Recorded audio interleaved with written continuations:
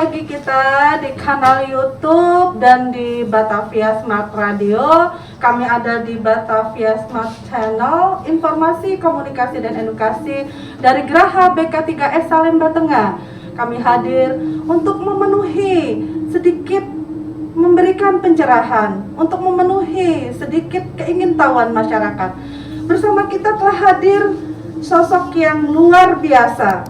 Lagi-lagi kami kedatangan tamu istimewa. Beliau adalah Profesor Bambang Saputra, profesor termuda untuk saat ini lah. Prof, apa kabar, Prof? Kabar baik, Pak. Sampai jumpa. Ketemu lagi. Selamat ketemu lagi. Saya senang banget kehadiran beliau ini.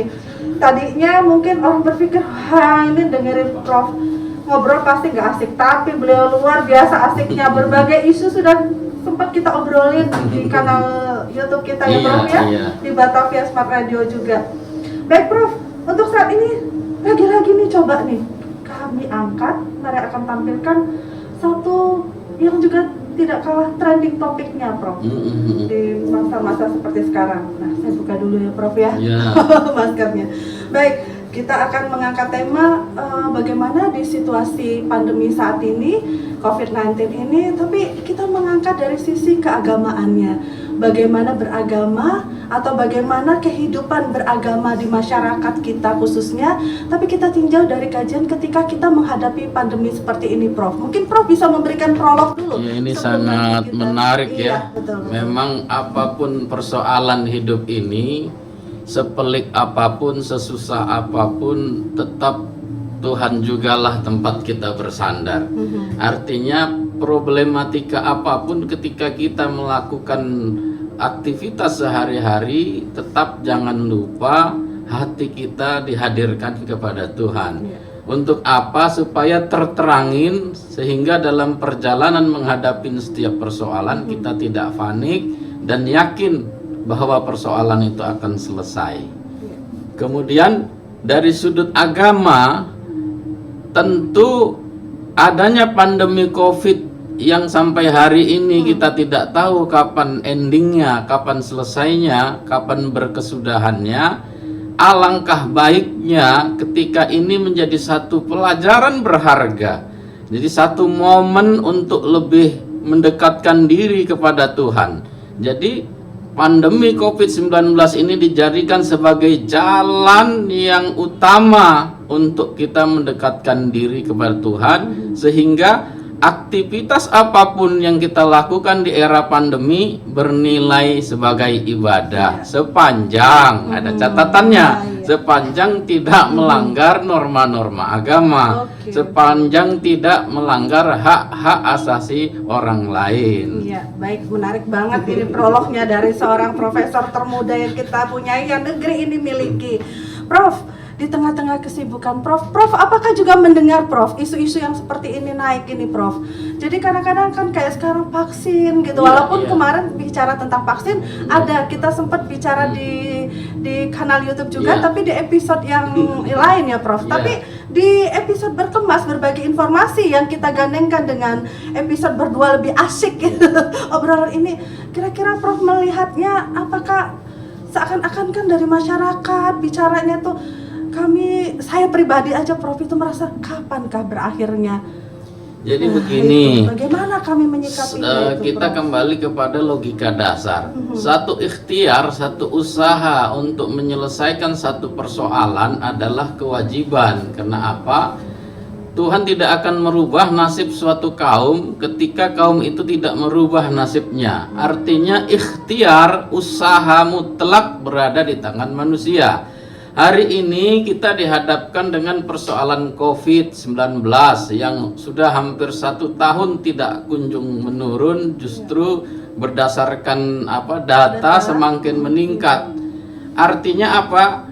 Secara pemikiran, secara logis kita harus mencari solusi yang terbaik dari yang baik, sehingga muncullah tentang persoalan vaksin yang sampai hari ini menjadi perdebatan hangat di mana-mana, dari mulai kedai kopi sampai ke ranah-ranah webinar dan lain-lain.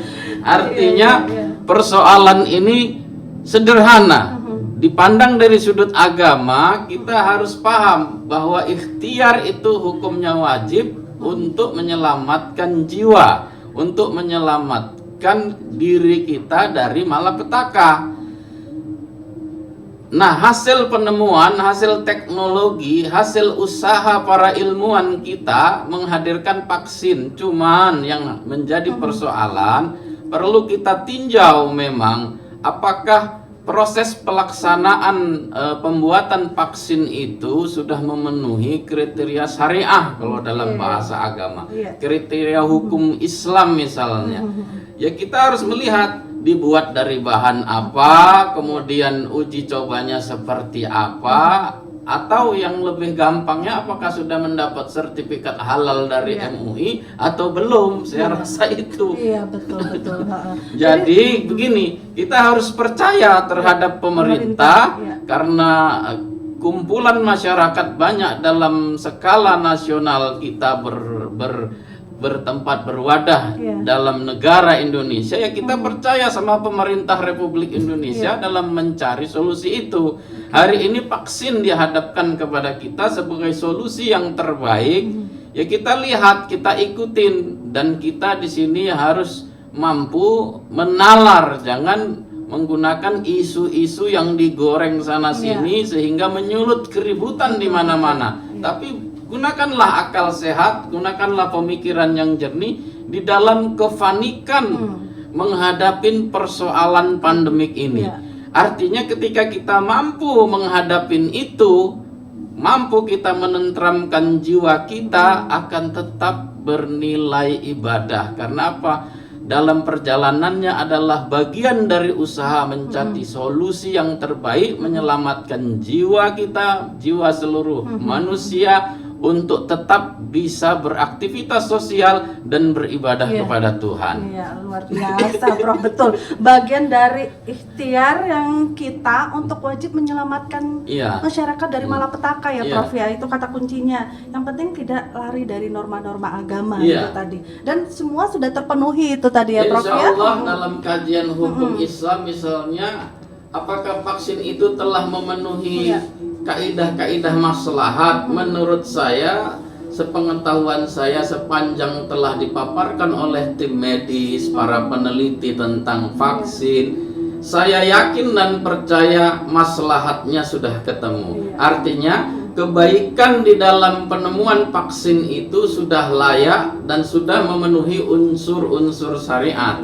Jadi bagi masyarakat Indonesia, bagi masyarakat Islam Indonesia khususnya, karena mayoritas kita adalah Islam, tidak perlu ragu, tidak perlu takut, dan kita percayakan kepada tim ahli.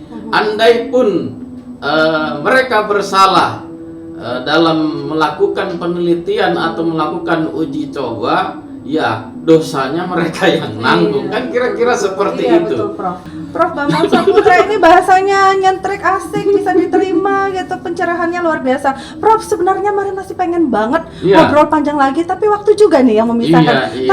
Next kita akan gandeng-gandeng gatok-gatok kayak lagi ya, Prof. Ya bisa ya, Prof. Ya. Mungkin nanti di tema-tema kita yang berikutnya, di bagian-bagian dari konten-konten kita yang berikutnya, mungkin nanti kita akan ambil hal-hal yang ini yang kita sangkut paut dan kita kawin-kawinkan dengan hal-hal yang singkat tidak bisa menyelesaikan atau membahas semua persoalan. Tapi setidaknya pemaparan kita hari ini dapat memberikan gambaran, memberikan kontribusi ataupun solusi yang jelas untuk bisa diikutin oleh masyarakat luas, oleh adik-adik mahasiswa, anak-anak pelajar, sehingga tidak ragu lagi, sehingga tidak bersalahan dalam menghadapi pandemi COVID-19. Dan pesan saya, aturan pemerintah, protokoler kesehatan harus tetap diikuti, jangan dilanggar, karena tertib terhadap peraturan adalah bagian dari peningkatan kita, keimanan kita kepada Allah, dan bagian dari kepatuhan dan ketaatannya. Artinya apa? Ketika kita tertib terhadap aturan undang-undang yang berlaku dalam sebuah negara, kita juga berarti mematuhi aturan syariah yang telah diberlakukan kepada kita sebagai umat Islam. Iya, baik, luar biasa. Closing statement itu tadi ya, Prof Oke, ya. oke. Oke, terima kasih sekali lagi Prof Bambang Saputra. Kami merasa mendapatkan pencerahan di tengah-tengah obrolan-obrolan kita yang pastinya teman-teman semua di luar sana mereka butuh informasi yang aktual dengan bahasa-bahasa yang gampang untuk mereka terima dimanapun keberadaan mereka saat ini mereka mendengarkan ya. Jangan lupa termasuk Prof juga subscribe Insya di Allah, kanal, saya di kanal kami Batavia Smart, informasi komunikasi dan edukasi Ya, dari Geraha BK3S para Prof. pemirsa, Ya. jangan lupa subscribe, ikutin terus channel Tuh. di BK3S ini. Iya, luar biasa tuh ajakan sama Prof Bambang Saputra untuk kita, untuk negeri ini ya Prof Ya, ya. ya. Baik, terima kasih sekali lagi Prof Bambang. Kita akan hadir di konten-konten berikutnya. Saya yakin dan percaya mereka pasti makin cinta dan pengen penasaran banget apalagi nih akan diangkat oleh seorang profesor yang termuda yang Ya, kami sepanjang miliki. menjadi manfaat buat orang Iya. lain, kita lakukan yang terbaik, kita Oke, usahakan. Kita terima kemas kasih. lebih baik lagi. Iya, dan berarti boleh nih nanti ya request kira-kira tema apa sih? Boleh, Kabarnya boleh. mau dibahas bersama Prof Boleh, termuda boleh. yang memiliki negeri ini. Baik, Boleh, bersama Prof boleh, Bambang boleh. dari Geraha BK3S. Jangan lupa subscribe dan share Oke. untuk kita bisa ngobrol-ngobrol asik Iya. lagi atau kita berbagi informasi di kanal YouTube kami serta mendengarkan di Batavia Smart Radio.